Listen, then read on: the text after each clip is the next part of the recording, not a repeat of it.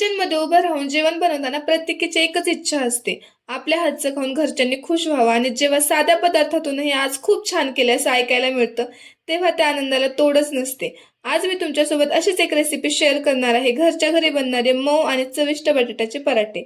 चला तर मग रेसिपीला सुरुवातीला कुकरमध्ये थोडं पाणी टाकलं आणि बटाटे उकडायला ठेवले. तोपर्यंत म्हणलं कणिक मळून घ्यावी, म्हणजे कणिक सुद्धा छान मुरली जाईल.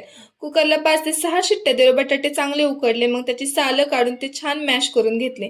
मिक्सरच्या भांड्यात अद्रक, लसूण आणि हिरव्या मिरच्या बारीक वाटून घेतल्या. त्यानंतर गॅसवर कढई ठेवली. मग त्यात थोडं तेल टाकलं. तेल गरम झाले की मग त्यात जिरी, मोहरी, तयार वाटण आणि थोडी हळद टाकली. मग त्यात मॅश केलेले बटाटे टाकले आणि थोडं चवीपुरतं मीठ आणि भरपूर प्रमाणात कोथिंबीर टाकले आणि हे सगळं मिश्रण छान एकजीव होईपर्यंत हलवून घेतलं. तोपर्यंत आपली कणिकही छानपैकी मुरली गेली होती. तयार सारण पूर्णपणे थंड केलं, म्हणजे पराठे लाटताना फुटणार नाहीत. मग पिठाचा छोटा गोळा घेऊन त्यात बटाट्याचं सारण भरलं आणि हलक्या हाताने पराठा छान लाटून घेतला. त्यानंतर गरम तव्यावर पराठा दोन्ही बाजूने सोनेरी रंग येऊपर्यंत शेकून घेतला. हे पराठे दही, लोणचं किंवा टोमॅटो सॉस सोबत सुद्धा खूप छान लागतात. व्हिडिओ आवडला असेल तर चॅनलला नक्की सबस्क्राईब करा, लाईक करा, शेअर करा. भेटूया आता नेक्स्ट व्लॉगमध्ये.